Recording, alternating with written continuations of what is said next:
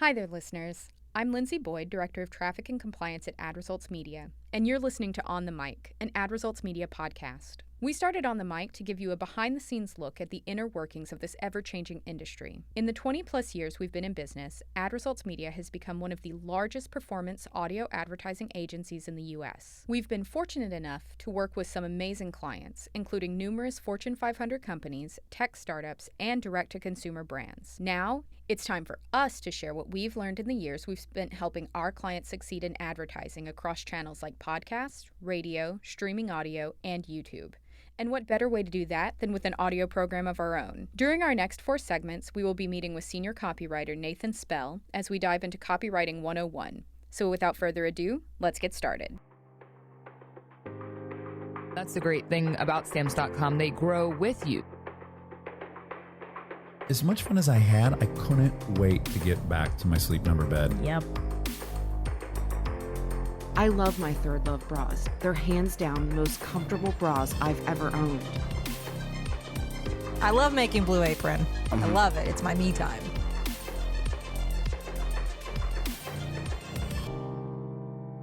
Nathan, thank you so much for joining me today. I'm super excited to kick off this series with you. First of all, I want to dive right into our first topic of the series, which is research or asking all the questions. Yeah, asking all the questions. That's research, basically. Yeah, it's really exciting. So I'm really glad to be here. Awesome. So why don't we start off with a bit of a kickoff question? So what exactly is the point of researching? Why wouldn't you just let the ideas flow? Anytime you're writing in general, but I think it's especially important for when you're writing an ad, you want to write what you know, which is to say you don't want to go to the blank page with a guess. And, obviously in a creative writing, sense, there's like writer's block. In terms of advertising, there's this idea that, you need to actually have a lot of input on the front end of the process for the output to be valuable. So researching is really about finding what is the big, business problem that we're trying to solve, and how can we marry that to the consumer problem. We use words like consumer. That's just to say the person on the other end of the ad. There's a real person there. They're right, not just of course. this abstract consumer. But, like the research stage is really about understanding all the information that we can get on not just the brand, but the person that we're talking to. And as much as we can, we want to go, where that person really is. So if we can do, ideally, if we can be proactive with surveys, that's one route. But, sometimes you have to do, more passive sources of research. But ultimately, the goal is always just to understand as much as you can before you start writing. Okay. I get it. So if I was going to start a campaign, where should I be focusing during that research stage? The way I think about this is ultimately there's a typical problem, I think, where research goes wrong, which is it's not focused on the consumer, if you will, the person that you're writing to as much, the audience. It might be more focused on the brand. And so, ideally the research that you do is always focused on the audience. Obviously, you need to make decisions that are brand centric. So, we talk about voice and tone.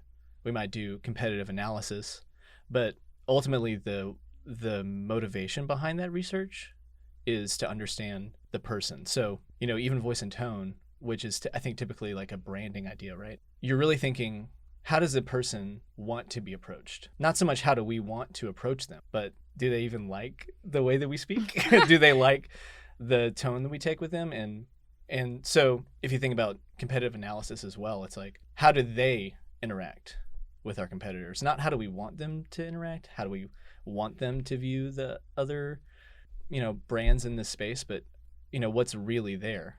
Right. I feel like, especially with what we do with podcasting, we really hit that note by kind of targeting how the hosts approach their listeners. Like they know what they want to hear, so they can take your ideas as a copywriter and kind of marry that brand, I guess, with their own personal spin. Right. So I think that that's a really unique and we found it to be like a really effective way of. Yeah.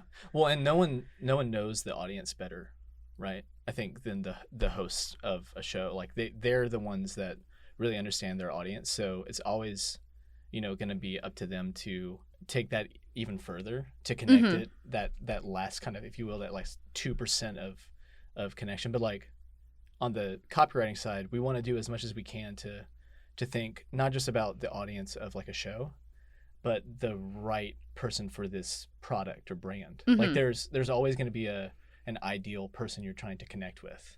So not everyone, wants your widget, but the person that does, I mean, widget might be the wrong, but I'm using a stand-in here. So like, whatever your product or brand is, you're trying to connect to a very specific subset of people. So we always want to find the right message to connect to that subset, even whenever you're using like a tool like a persona or an avatar, which is like this idea of like kind of coming up with a snapshot of an ideal customer. Like that is always, it should always be motivated by really trying to understand an actual person, if that makes sense. So the focus is understanding the customer first. What do you do with all the information after that? Ultimately, the information is important, but it's not enough. You can't just research your way into solving the problem. Or I should say, you can't just gather information and solve the problem that way. But researching has another step, which is actually analyzing the information. You want to find some sort of a core truth. If you're in on the lingo, you might call it an ad concept. But the point is that, what is something that is true that resonates about the brand, about the product. So an example I like to think about is the dairy campaign that everyone knows, Got Milk, the campaign that single-handedly demonstrated how many people are lactose intolerant. I think most people had no idea until they started buying more milk. Yeah, I definitely I definitely remember plenty of magazines with the milk mustaches. But if you think, so the core truth of that campaign that research uncovered was that people don't think about milk until they're out of it. Okay, yeah. Which is it's not actually necessarily a good thing if you're the dairy industry. You would rather, people think about milk all the time. But like, you know what I mean? That's actually how I think clients, I say clients, but like really any brand, any company, ideally our customers are always thinking about us, but the reality is that they're not. So the core truth is like, what would they be thinking? So with the milk industry, the dairy industry, I should say, the core truth is the only way that you get to a campaign like Got Milk. And it resonates because people, whether you're making a bowl of cereal or you're trying to bake a cake or whatever, that feeling of, we're out of milk. I forgot to get milk. That feeling is really resonant. Like everyone's had that experience. And that's, I think, why that kind of obviously it's a pretty high level concept, and it was really versatile though. So I think that's what's really interesting. Yeah, for sure. Like, the idea of a core truth. Okay. Yeah. So like thinking like you're at a restaurant and like, oh, instead of Sprite, maybe I should get my milk. Yeah. Exactly. like it's there. Like it's in your, it's in your head. You're going to think about that. So overall, essentially the concept is the big idea. Right. So the big idea is something that comes from the raw material. It comes from the research and the understanding. It's not guesswork.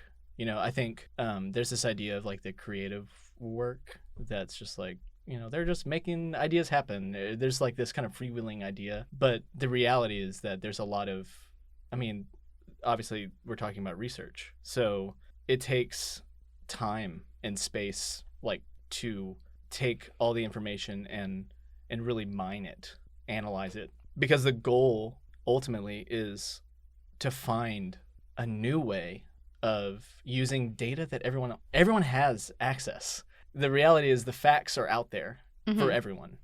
So the question is not what are the facts so much as like, what are you going to do with all those facts? So the research stage is really actually creative. Like it's very integral because what you're doing is taking all the data, you're deconstructing it, and then you're reconstructing it into something that admittedly is like much smaller than all that research. It's a more targeted thing, but it's that deconstruction and reconstruction that makes research like a really important part of the creative process. I like the idea of that. I'm pretty sure in school I would have never considered research to be creative in any way. Right. No, so it's I everyone's love that. favorite word, right? Research. But you put the creative spin on it and suddenly it becomes fun. So how does the big idea exactly play out in an ad? I think the best way to think about this is in terms of story. I think, admittedly, like the story thing has been played up a lot, and maybe in a bad way. Like, I think some brands think about using storytelling, and they're really thinking about telling the story of themselves. And that's actually the opposite of what I'm talking about. We use a storytelling framework in the sense that as much as we can, we want to cast the customer, which again, that's a real person. We want to cast that real person on the other end of an ad as the main character in the story. You know, this goes back pretty far, like Aristotle. You know, so the idea of like intention and obstacle, the idea of like a character who has this big goal and objective. The whole thing that moves a story forward is that there's an obstacle to that goal. So if you remember 7th grade English class. I do. Yeah. It's the idea that like there's all these conflicts that come up that get in the way. Ultimately, what we're trying to do with all this research is connecting the data to the reality. So there's a real person. What intentions do they have? What obstacles are getting in their way? And I know that sounds kind of heady, but if you think about almost every successful campaign, I should say, just do it. Everyone knows just do it. What's going on there? Well, Nike says, okay, there's a person on the other end. They're not just buying shoes. They want to be the next superstar athlete. But there is this internal conflict. There's this obstacle that's preventing them, this voice, or maybe the lack of a voice. And so Nike comes in to be that voice that says, just do it. And it's really powerful because it resonates with this intention and obstacle thing. So ultimately, the point is that the brand is not the main character. The brand is like, if anything, like an auxiliary character, a supporting role. And the brand, but it's an important supporting role. It's like the brand is maybe the mentor or the guide or the person who comes in to pave the way. Yeah, absolutely. The Gandalf or maybe not the Gandalf, but like the point is that in every major story, there's a main character, but there's all these other supporting characters that are important. And I think as much as like your advertising and your marketing and your messaging in general cast yourself as the main character as a brand, it fails. And as much as it casts the other person as the main character, the focus, it's successful. I mean, obviously there's a lot more that goes into it, but the point is that people don't want to hear about how great you are. They want to hear about how great they are because they already believe that. They already, whether they think they're great, they're the focus of their life. That's just how it is. Every sentence, every word choice should be directed at making them the focus and not making the brand the focus. The brand comes in to, enable them, to provide them with some sort of way through that obstacle that they're facing. So, no one just wants to buy a widget. They have, like even if you think about like an iPhone, you have a ton of reasons why you choose an iPhone over whatever other phone. Or, we don't have to use a specific phone as an example, but whatever purchasing choice you make, it's not just because you want to spend your money. There's always a reason behind it. Yeah, totally. Yeah. So I really love the imagery about brands being the supportive characters and kind of these guiding characters in a customer's life. But in the end, how do you kind of take that big picture story view and map it to a more specific ad message? So the big picture story view is essentially the customer journey or the buyer's journey. And what I mean by that is every interaction that you have with a brand starts at square one with awareness. And the role of advertising is to raise that awareness, but also to connect to the next stage in the journey, which is interest. Ultimately, the goal, the destination, if you will, might be way down the line for the customer to make a purchasing decision, to become a loyal brand advocate, if you will. But it has to start with that awareness, that interest, and the consideration of your product as an option before they make that decision. That gap, the bridging of that gap, is the role that advertising plays. And that's where the story comes into making the customer your main character. Right. And to go back to the idea that the brand should be a supporting role, going back to maybe the Gandalf example, the reason that character is so lovable, or we love characters like that, is because they bridge all these gaps in the story, that they take us along with the main characters. So the role of, a brand in a customer's life, and especially the role that the messaging plays, is really to take them from, I started out with this problem, this obstacle in the path, and this brand came along and helped me get through that. And that is essentially the gap that we're trying to bridge. So I think that makes sense. I hope that makes sense. But that's essentially, that's the idea of using the brand, this idea of the big story view of the brand. You take it, to get it down to something really practical, you have to think of what stage are they at in the buyer's journey, and how do we connect to them there?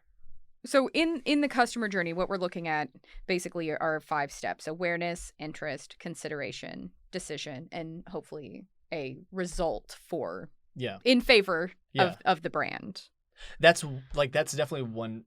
I should emphasize that this is one way of thinking of the buyer's journey. Like, the point is that however you frame the buyer's journey, thinking of the person on the other end in this way is key to focusing your messaging on a real person. Otherwise, you're broadcasting to anyone and everyone, and that kind of messaging, that really unfocused messaging, is just not as effective. And that's tying all of this back essentially to that creative research aspect. Exactly. Making sure that you're not just kind of throwing things out to the wind, but instead you are making legitimate connections with your audience. Totally. And that's why whenever I was saying that the researching stage is highly creative, it's because this reconstruction, if you will, of the data into a narrative arc that we're interacting with people in a stage, in a process, that reconstruction is the role of research. That is essentially the essence of any creative process, actually, but especially a creative process that is, meant to target, individual people the way advertising is. I think that this has all been really interesting. It's a lot of information that I haven't looked at through this lens before, and I really appreciate you taking the time to kind of walk me through it. I feel like I'm leaving this session like a little more enlightened before, kind of maybe listening to ads that I hear with a little bit of a different view. I will say being on this side of the process now, it's really eye-opening for me as well. I think I've listened to a lot of ads. I've listened to podcasts for a while, and it's super interesting to think of it from the brand side and not from the consumer side alone. So I'm glad that this was helpful. Well, thank you, Nathan, for taking the time to speak with me today. It's been incredibly interesting and eye-opening. Thank you, Lindsay. If you enjoyed this episode, be sure to subscribe for updates on future episodes and leave us a comment with your feedback, questions, or ideas for future segments. Please be sure to join us next time when we discuss voice, tone, and content, and the important distinctions between the 3. If you would like more info on Ad Results Media and what we do, please visit our website at adresultsmedia.com. This podcast was written by Lindsay Boyd and Nathan Spell, with sound mixing and editing by Freddie Trejo. This podcast is an Ad Results Media production.